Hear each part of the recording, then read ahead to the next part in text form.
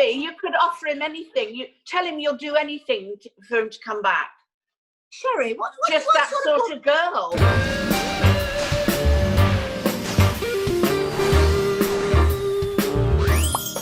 Hello.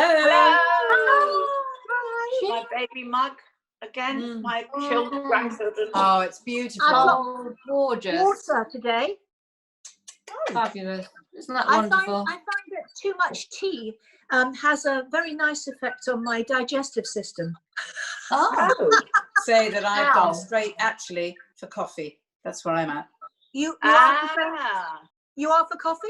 Don't be rude to me now. Help. You've only just started and she's telling me to for coffee. Yes, exactly. Shocker. She'd never do that. Not That's you, what Harriet. Brenda Paul. She just said you for coffee. Yes, I mean, it's done. It's in there. It's The done. line's crossed. You can't take it back. Can I say, please, will you like and submarine? No. Subscribe. Okay. Can I just say, yeah, 40 years in the business, and this is what I've come to. Could I just say, please, Still can't do it. like and subscribe to us on YouTube and You for Coffee. Like and follow us on Facebook. And follow us on Twitter. And tweet. Don't forget to tweet because we're little birdies. And of course, follow us on Instagram. Yay! Yay! We've done it. We've got that. How is through. everyone? Okay, now can I just tell you something that's very important, and you three won't know this. Yes. It was International Dawn Chorus Day yesterday. Wow.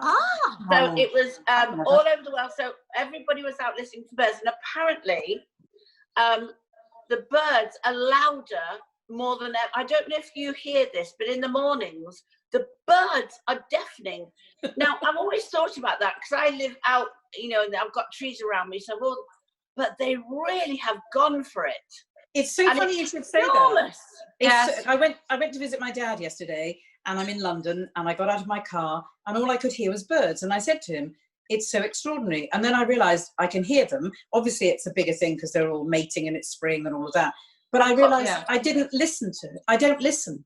I haven't listened to the birds. Yes, that's and now it. I'm hearing them because I'm listening. Yeah. Normally we're going they're somewhere. everywhere. Yeah, They we're doing must be something, having getting the somewhere. time. They must think it's like their birthday every day because all these humans have disappeared. Exactly. Also, when we started recording, I heard it tweeting sounds here. Yeah, my they're ears gone funny. everywhere. Please. My back door's open, and that is why I think we can all hear them.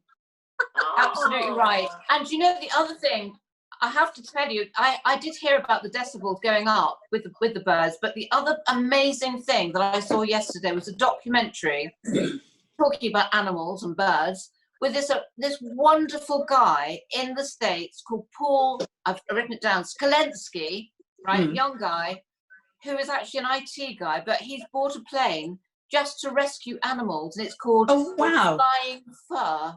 Wow. And he flies all over the States, and he's come over here to promote it, to inspire people to do the same.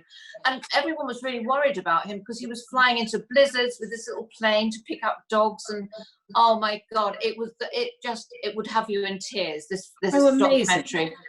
Amazing guy, amazing young man. Well, we seem really to be having moving. we've got a doggy show. We've got an animal show, though, haven't we? Definitely a doggy show coming up. Well, because Dee and I are trying to get doggies, aren't we, Dee? Yeah, we absolutely are. Well, if I had a choice, I would have a horse, but that's not. I don't think that's going to work because none of you understand. And somebody out there will know about this. I love the smell of a saddle. Okay, I need to step in here because we need an intervention. Yeah.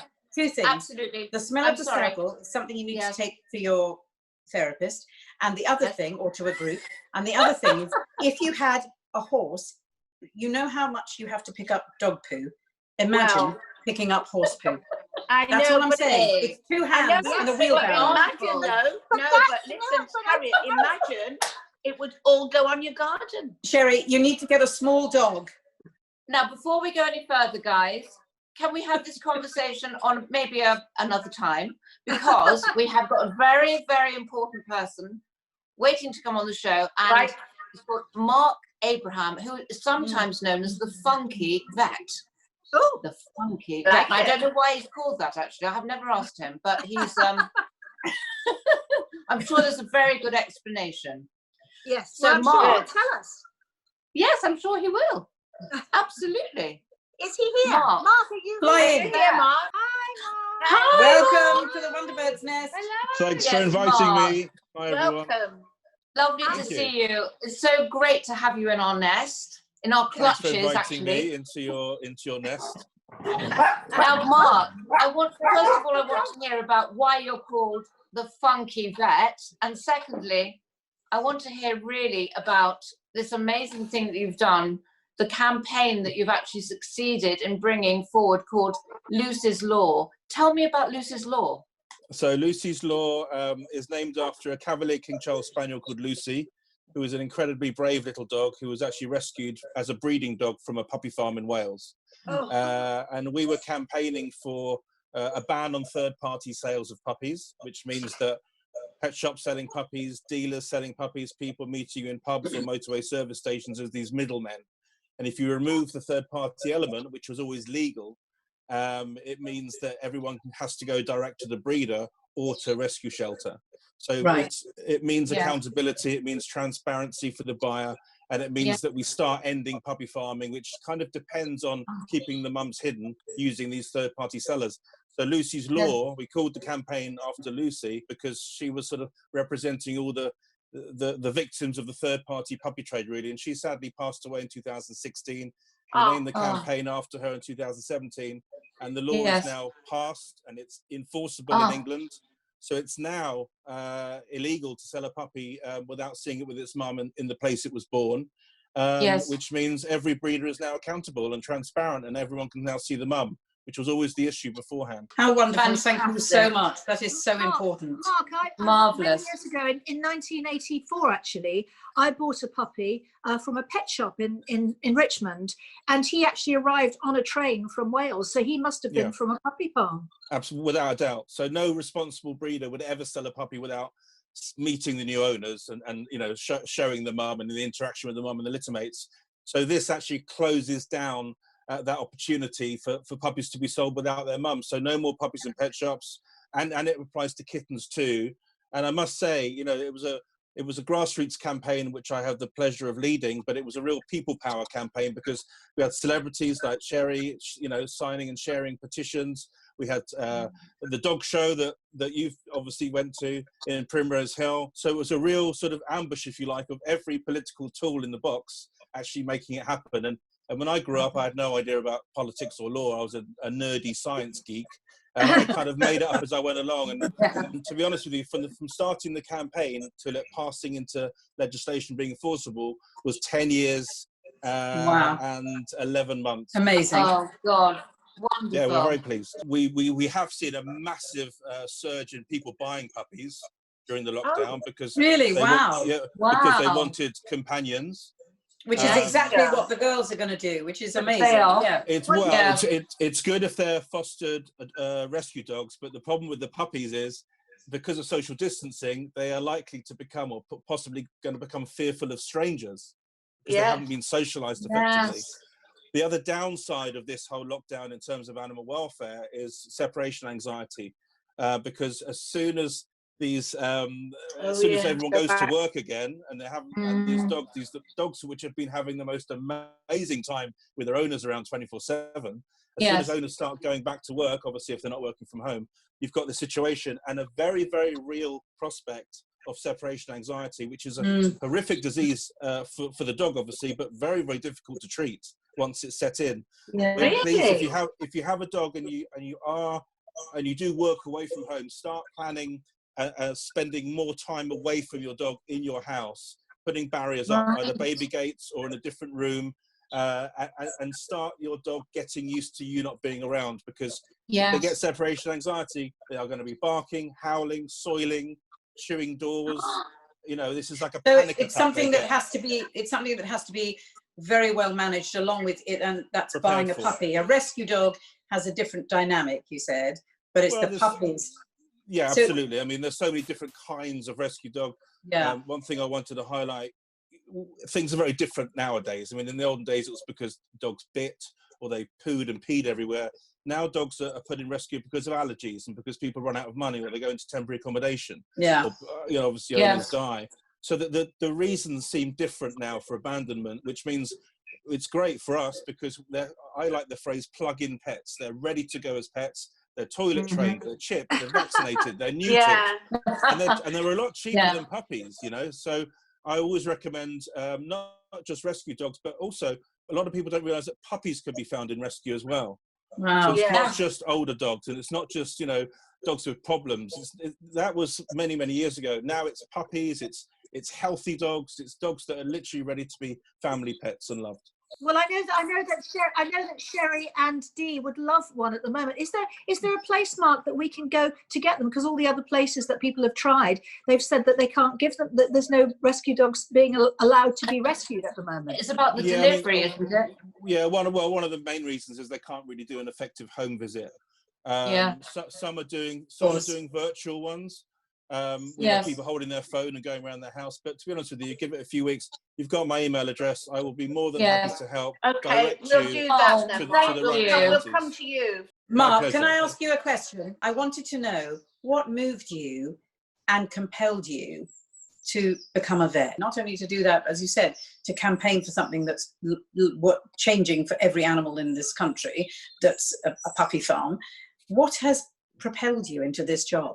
When I was young, so my mum tells me, I was 3, I removed a maggot from my pet tortoise's leg in a wound with a twig. And the leg got better, the tortoise got better.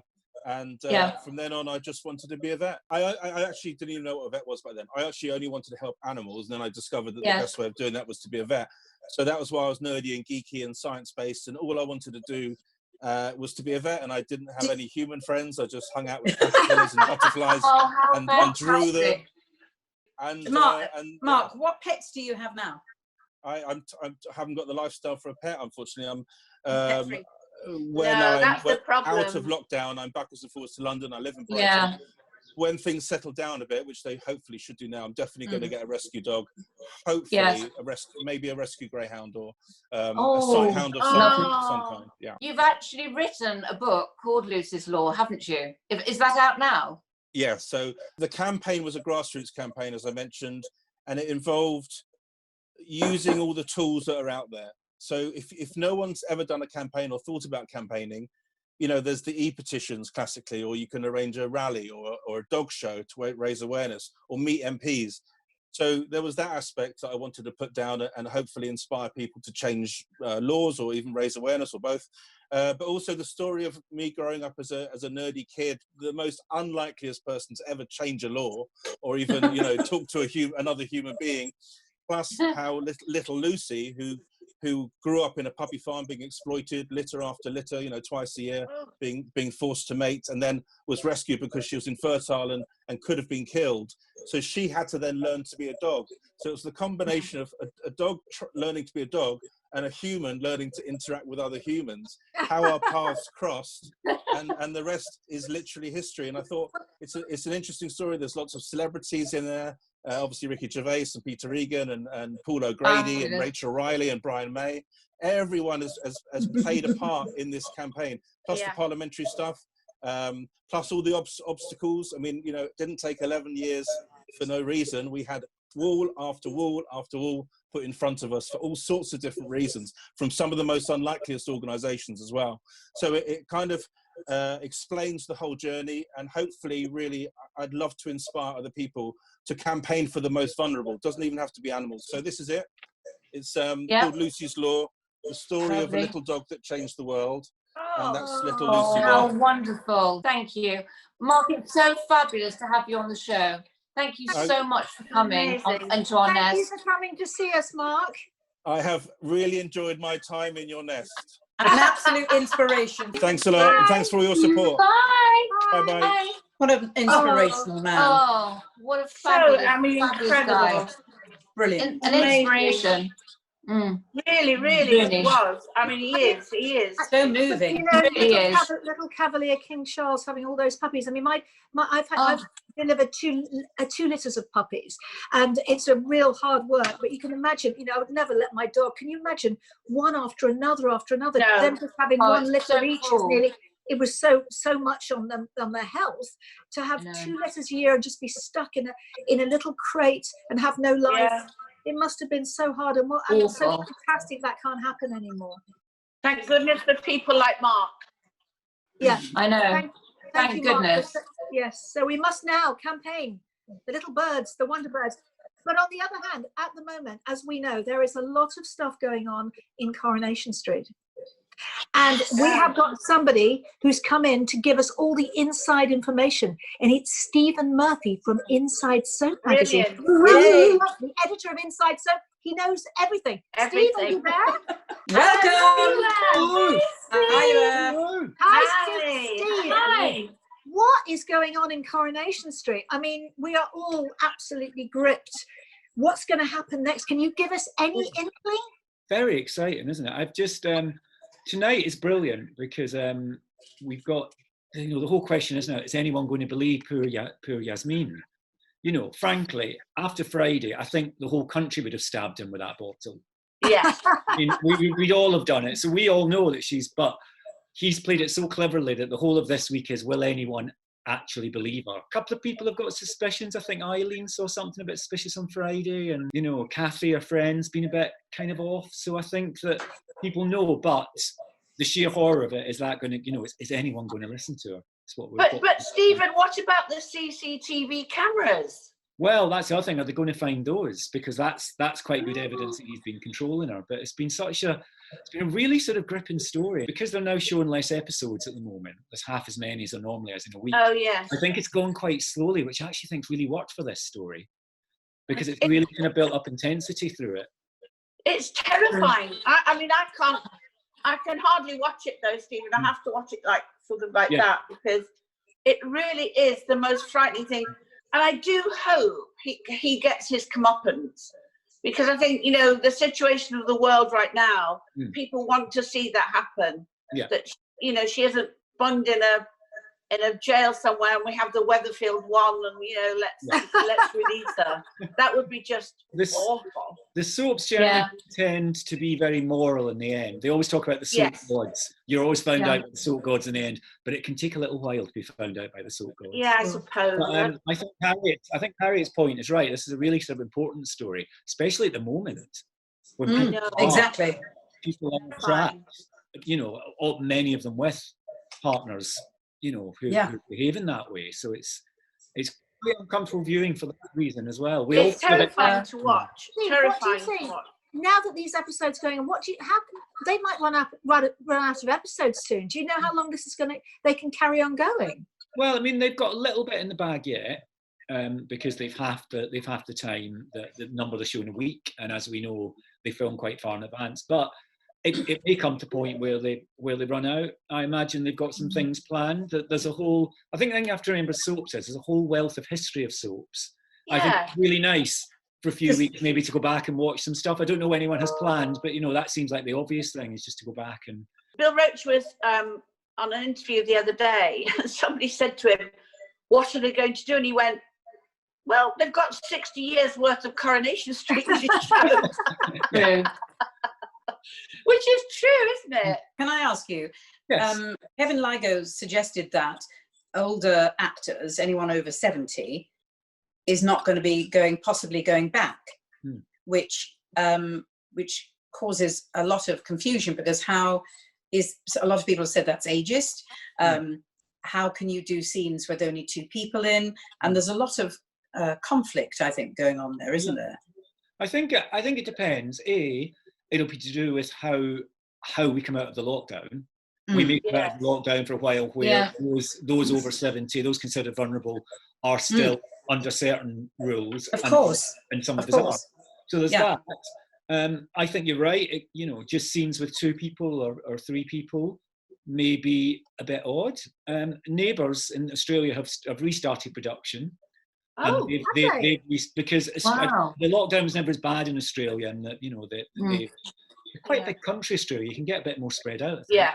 So Yeah. they've started, and they've got 3 separate sets of cast and crew who are doing the 3 stories over the course, and who don't cross over. They've also got a big enough production facility they don't cross over. So I think that model's quite interesting. But I always think, my idea is, I think the soaps are a perfect thing for monologues. I think Well, yes. a soap Idea. character just can reminisce, and, you know, maybe this is how the old episodes come into it. Maybe it's not an old episode; it's a monologue.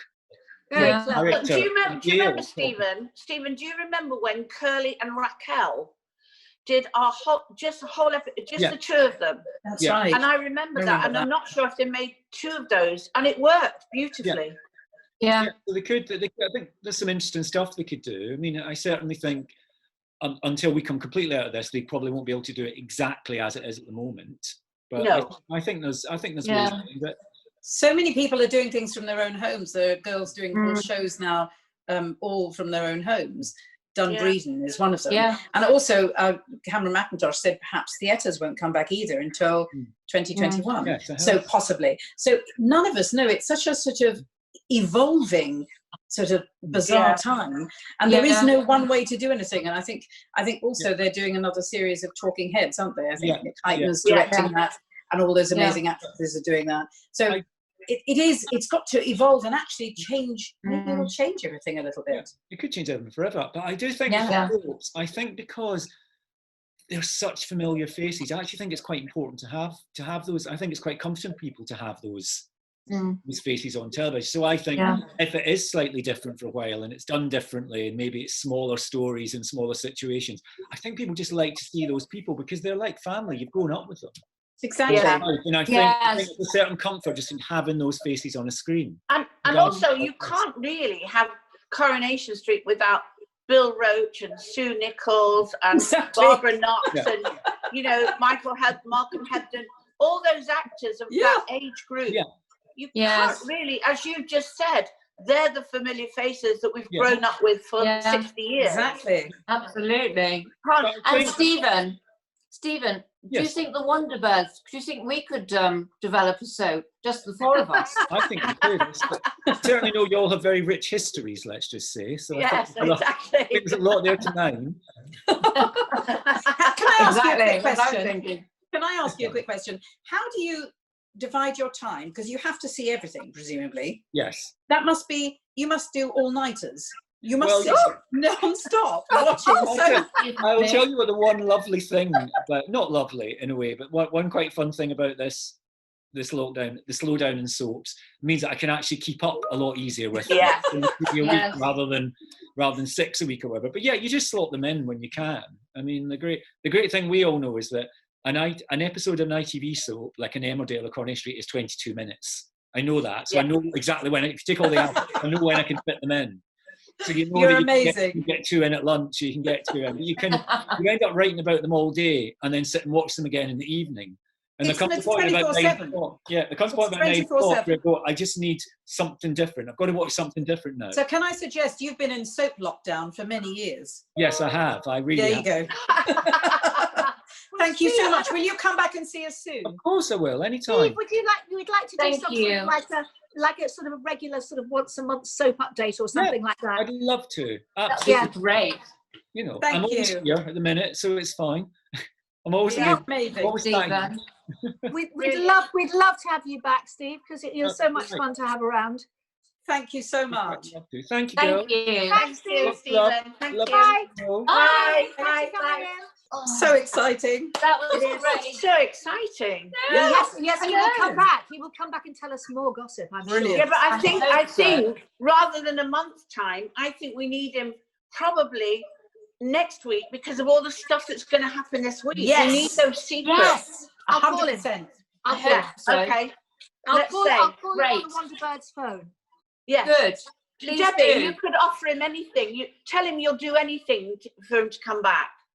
Sorry, Just that sort of girl. Listen, Debbie, we don't have a Wonderbird's phone, darling. We have carrier pigeons. That's the whole point. Yes. We're Wonderbirds and we have carrier Oh. pigeons.